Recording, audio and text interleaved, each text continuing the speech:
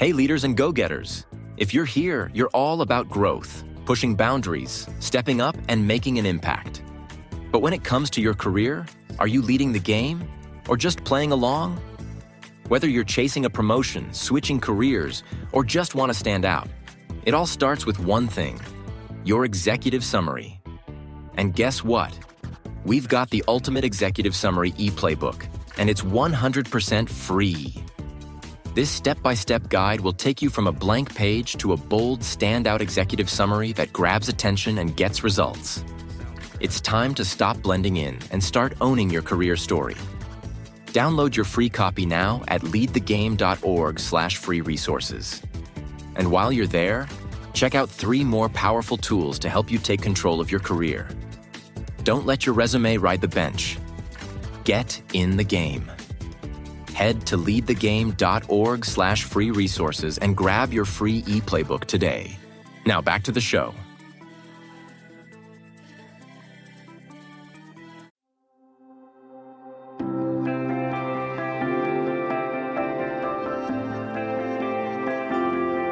Welcome to What's on Your Bookshelf, a life and leadership podcast where we live out loud the pages of the books that are on our shelves, with your host, Denise Russo and Sam Powell.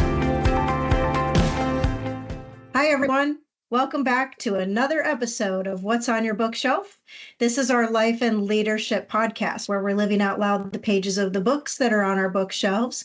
My name's Denise Russo. My co-host and friend is Sam Powell, and we are going through the book called The Obstacle is the Way by Ryan Holiday. We're in the last episode of the second section of the book. And what is the section really about, Sam? This is all about action. So in the 3 parts of this book, it's perception, action, and will. And this is the wrap up of action before we move in next week to will. Okay, sounds good. And maybe by the time we get to the end of the episode today, we'll maybe share what we took away from the action section. But right now, we're going to talk about seizing the offensive. And that's an interesting title for this chapter because you can think of offensive as something bad, something seems offensive, or you could take it like offense, meaning that that is a really important part of a sport. And your company, Lead the Game, is all engaged in the art of sport and leadership through that. Yeah, and I didn't think about both sides of it. Like I thought about it like the second version that you mentioned, but I didn't think about it like the first. But now that I'm rethinking the chapter, either one really fits pretty well. So that's interesting. Yeah. And I think this chapter is best summed up in one of the quotes that is by President Barack Obama's advisor, Rahm Emanuel. And he says, "You never want a serious crisis to go to waste. Things that we had postponed too long, that were long term, are now immediate and must be dealt with. A crisis provides the opportunity for us to do things that you could not do before." And so when we think about seizing the offensive, it really is taking that obstacle and using it, right? Like all those plans that you might have had, like you have to react to the situation, and whatever the situation is, even if it's a bad thing that happened, which is what the story of this chapter starts out with, you have to jump in and take it. Like now is your moment. Don't let it pass you by, or else, you've really wasted what is kind of a huge opportunity being dropped in your lap.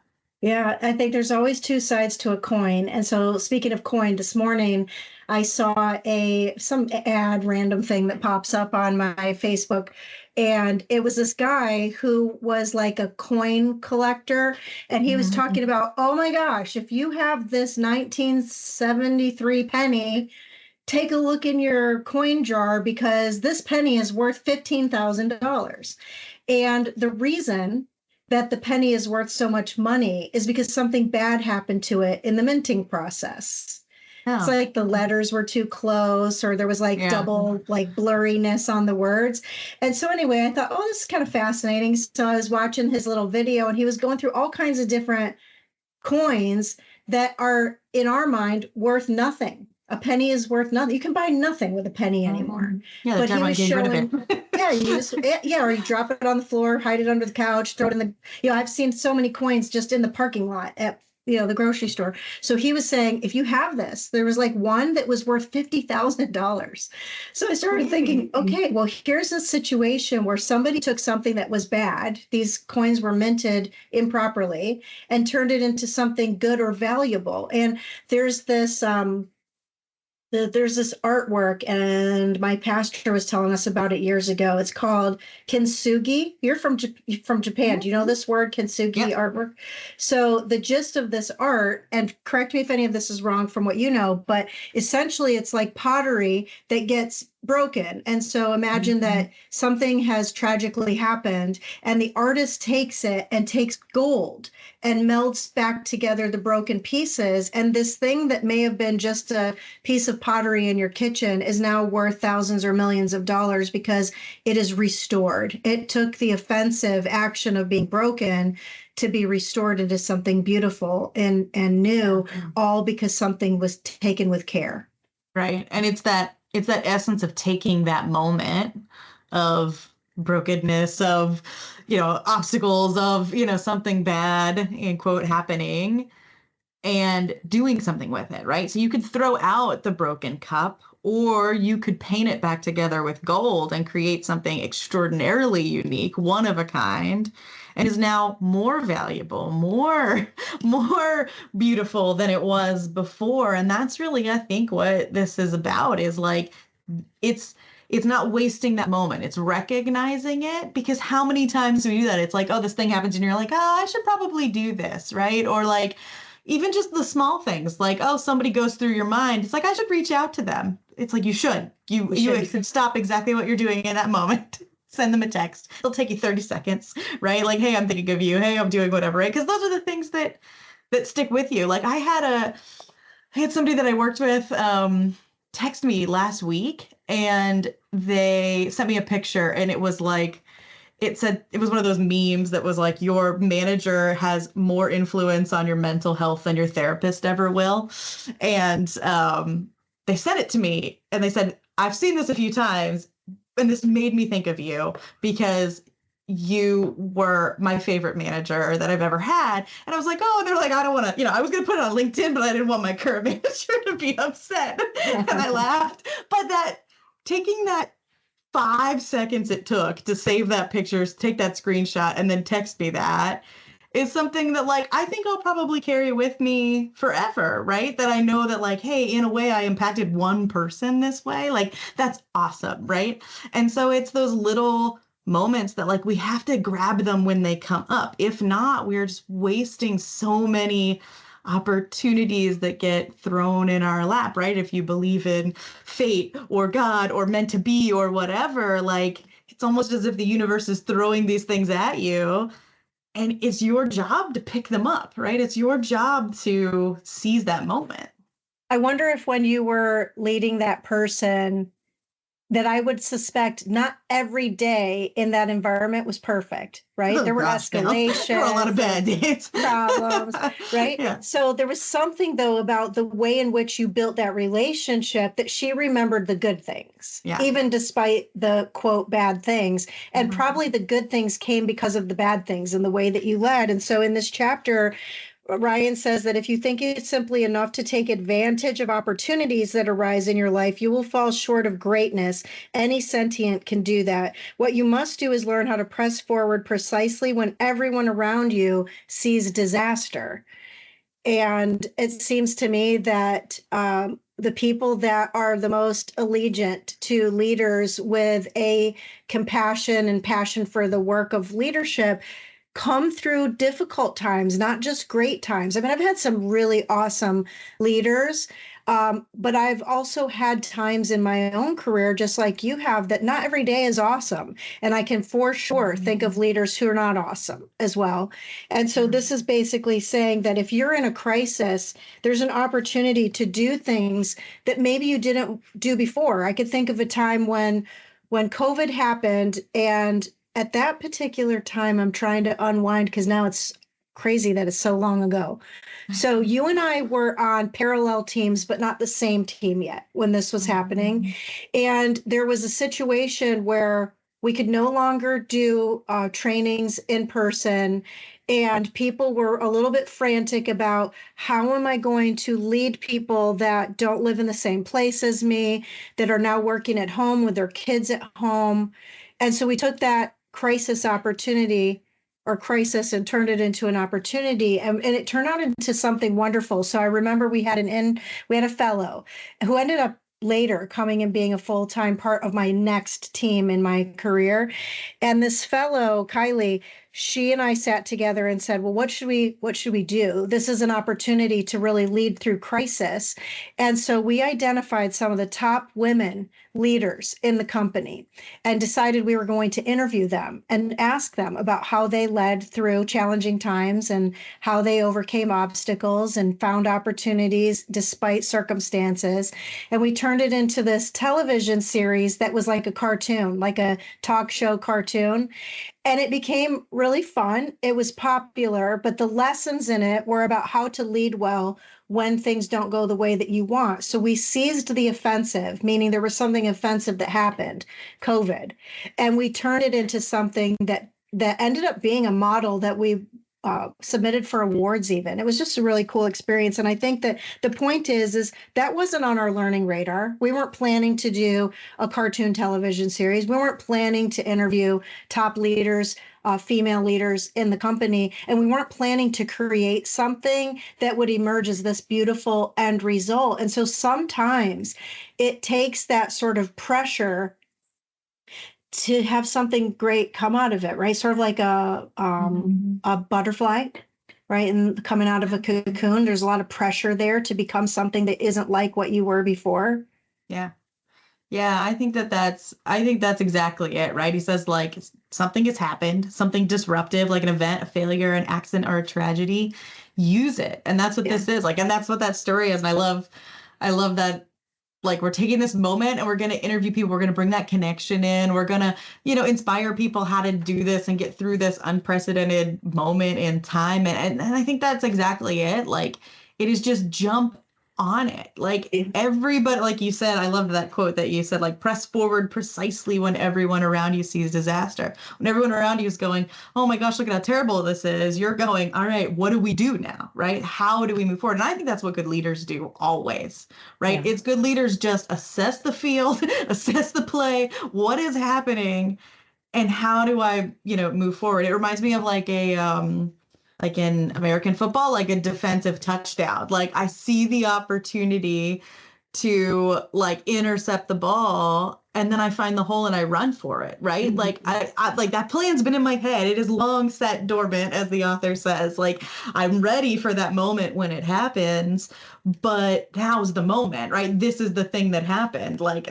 everyone else is looking at the disaster of, oh no, the quarterback overthrew it and all of that, but this is my moment as the defensive player to grab it and go and run and score and get the win and get the points on the board. And I just think that we have to be like ever vigilant for those moments, because I really am a big believer that's the universe, fate, God, whatever you want to believe, like pushing you into something like that. Those are those little signs, right, that we have of like, this is the time to do it. And the difference, I think, between people who are wildly successful and those who sit in a lot of like, someday I will do this, or, one day this would be great, is seizing these moments, is grabbing the offensive moment when it comes up.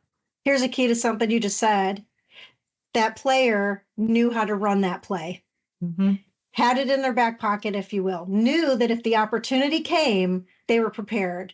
I think that this is, I'm going to mess up the quote, but John Maxwell talks a lot about this, about how to be prepared. Preparation is not made in the moment. It's made before the moment happens. Yeah. Yeah. One of my favorite quotes from John Wooden from the very first book that we read. I don't think the quote's actually, it's in the book, but I don't think it's it's not from the book. It's one of John Wooden's quotes of, when the moment of opportunity comes, it's too late to prepare. Like you have to be ready. Yeah. You have to be constantly growing, constantly learning, constantly thinking about, okay, now that I have this moment, now that here's the opportunity, like I got to be ready to execute that it's here, right? Like I think about that all the time in, developing a business and owning a business in that thing. It's like, well, I'd like to do this eventually. And so when that moment comes, I better be ready for it. You know, Yeah. if I sit in front of my ideal client who's like, we'd love you to come do this, I better be ready with something, right? I better be ready to like step into the game and, you know, and take that. And that's that I think we underestimate the preparedness of how important that is in our lives. You know, we actually did that ourselves, and this may be something that will help someone listening. So when you and I left our jobs, we don't want to say we didn't have a plan, but we weren't expecting to leave our Right. jobs, just like many of you maybe even listening out there today. But we seized the offensive. We knew that we were going to have to navigate this new world. And I recall sitting with you and thinking through, like, well, what is it that I think I need? And is that thing something other people would need? And how are we going to map this out? And at that time, you hadn't yet started your company, which is now very successful as a coaching and leadership development company.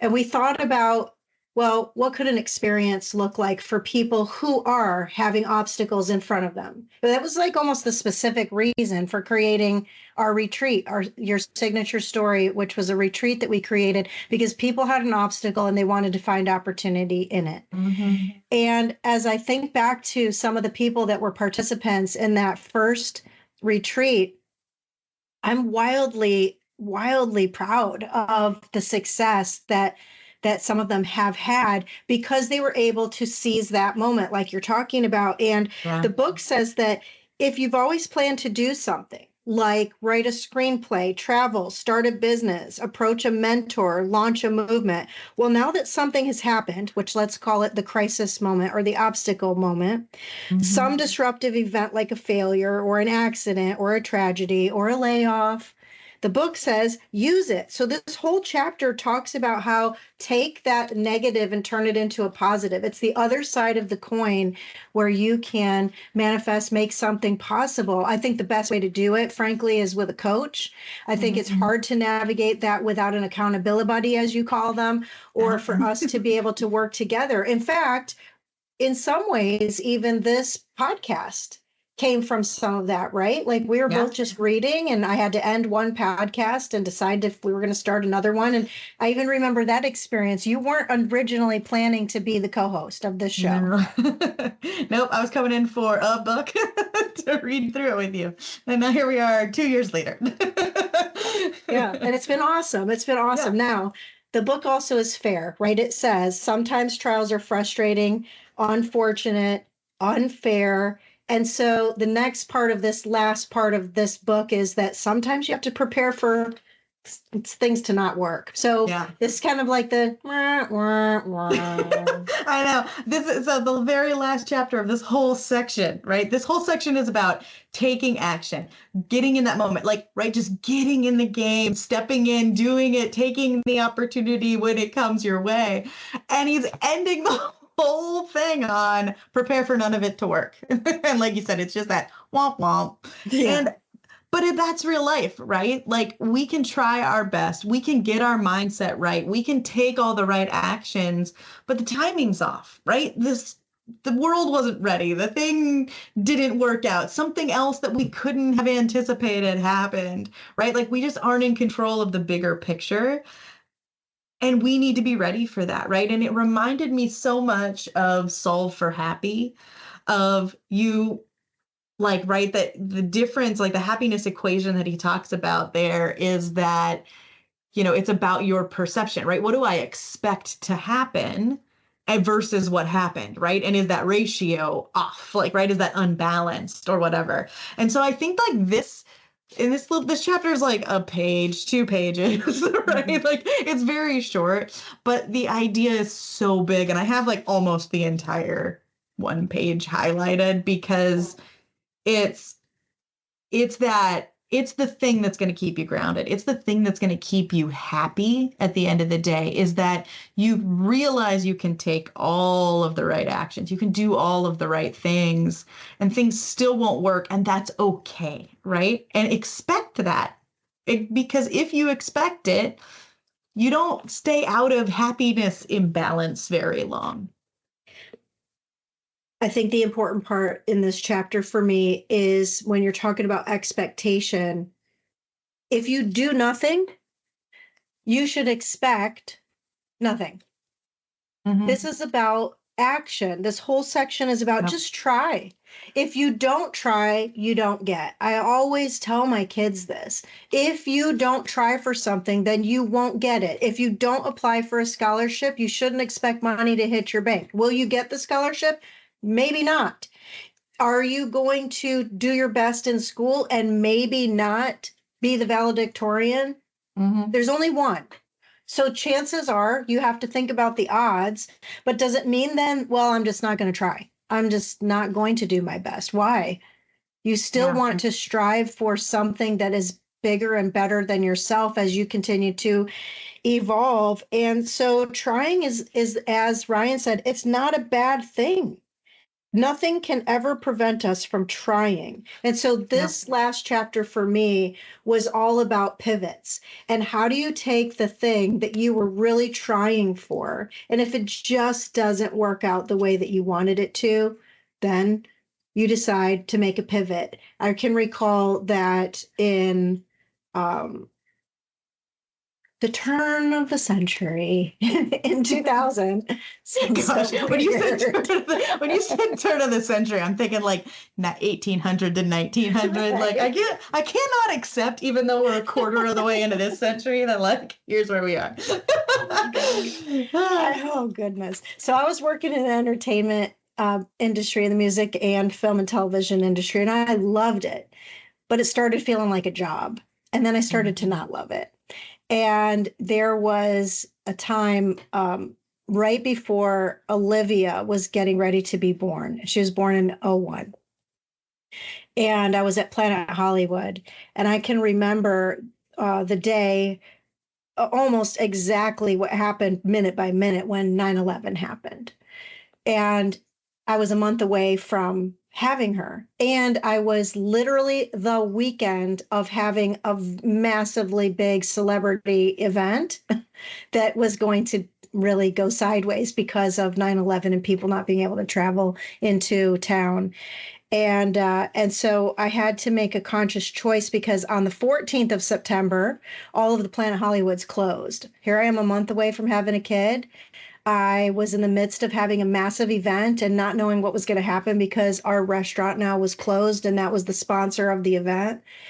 And so I don't know if I did what just normal hormonal moms do, but did something crazy. You did too. You started a business while you were having a baby, and I decided to go to graduate school while I was having my baby. So Olivia was born and I enrolled in graduate school right before she was born, but it changed my entire career. So I went to graduate school. I got a degree thinking I would stay in the entertainment side of business.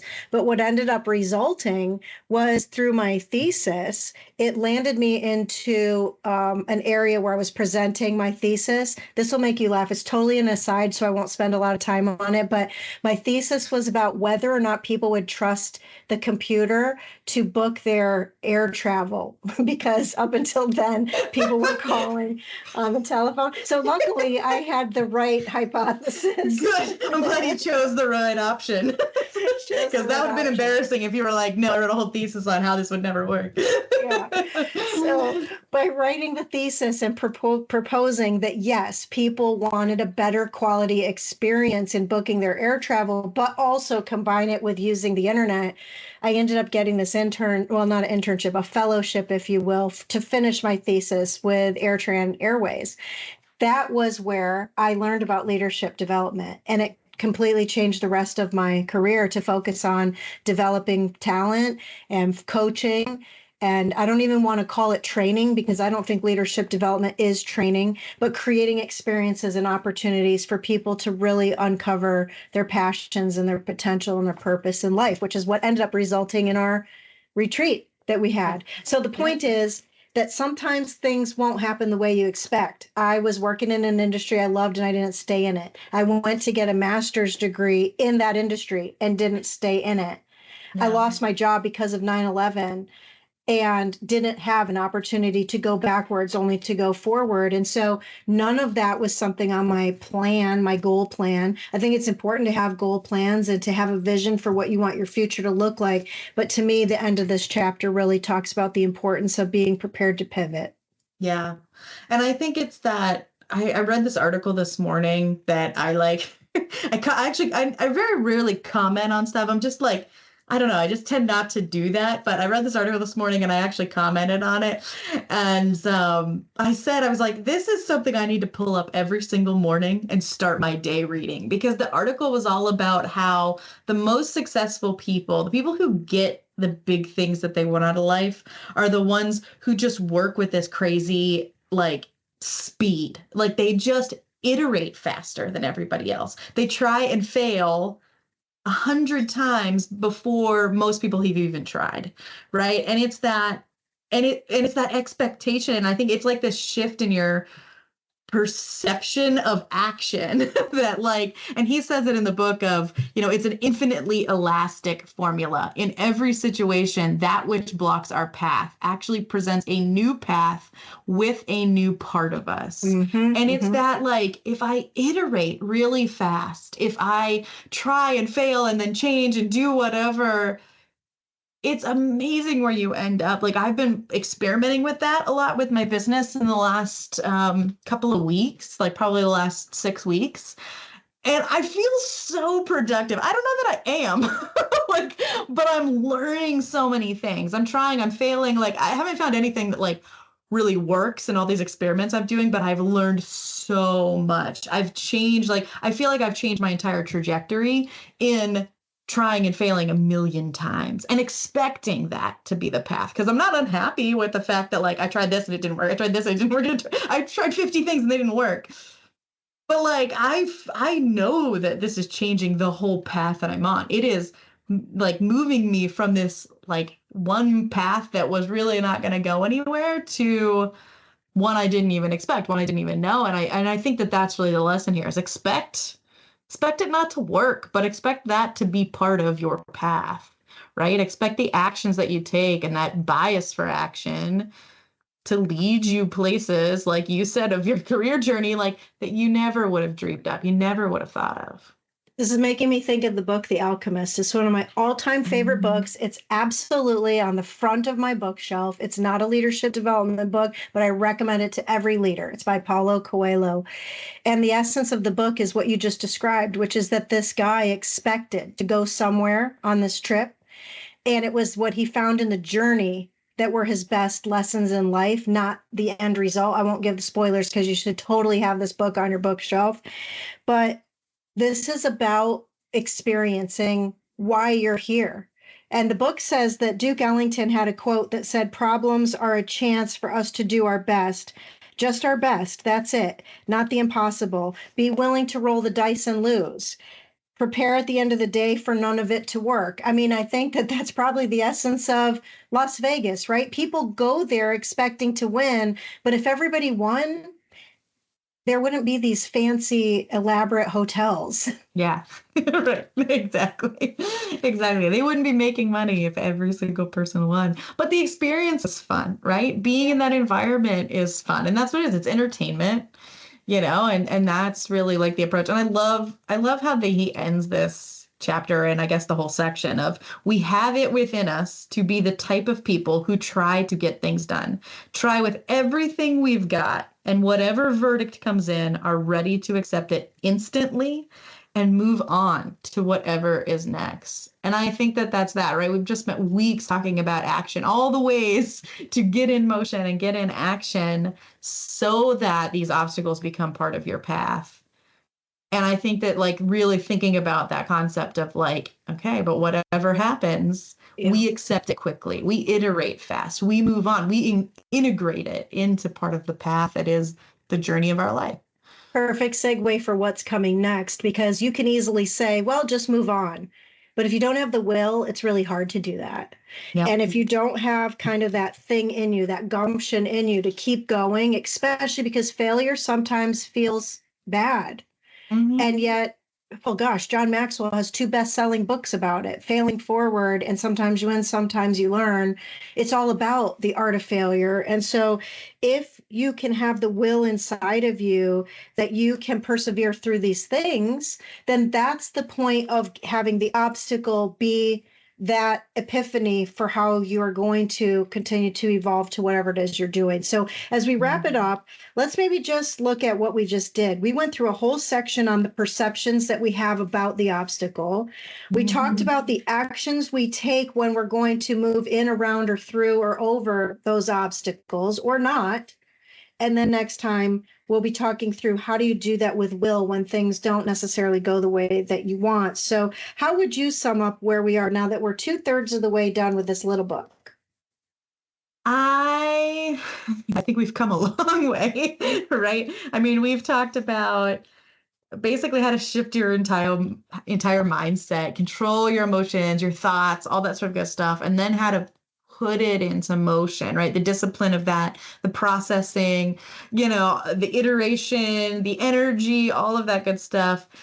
And I think the next part, and so I'm just going to steal like the second sentence of the beginning of the next part, because I think that perfectly describes where we are, is that will is our internal power, which can never be affected by the outside world. And our perception and our actions can be, right? Like what happens around us and to us and through us changes our perception. The things that happen in the world are outside of our control. We can influence a lot, but they're outside of our control. But the will and where we're headed in this book is the stuff that no one can take from you. Mm-hmm. So that's such this next chapter is really interesting, or this next section is really interesting. And I hope people continue on the journey with us, because I think that that's so important, right? What is the part of this existence that nobody can take from you? And that's what we're about to jump into. I love how you set that up, and I know we're out of time for today, but I want to just share this last thought with all of you, is that you're hearing our stories and the way we're living these books out loud. And you mentioned the John Wooden episodes, Sam. I would highly encourage you to go back to that series, friends, because that talks about why it's important to drink deeply from these books. You can listen to our stories. You could get us. This is a small little book. You could read this book literally in probably a day, if you're just reading the words. But if you're reading the words without digesting the words and figuring out how to apply those words, you're not going to get the bulk out of it. And so, I have highlighter marks. I've got Post-it note pages on all these things. I have to go back to all of it. Every week I look back at, well, what did we actually uncover here? I listen to the episode after we've actually already talked it out loud. Like, we're the actual speakers on here. And I still learn when I go back and re-listen once we've recorded the episode. So I want to encourage you, friends, to know that this is about your journey. This is about your obstacles as opportunities. And if you can find that through listening to the way we're navigating it, that's awesome. But this has got to be a personal journey for yourself as well. We'll make sure that we have ways for you to find how to get a copy of this book. It's definitely one that I have found, Sam, that I love having off of my bookshelf and working on with you. So next week, we're all going to talk about perseverance and will. I'm looking forward to that with you. But for today, my name is Denise Russo, and on behalf of my friend Sam Powell, this has been another episode of What's on Your Bookshelf.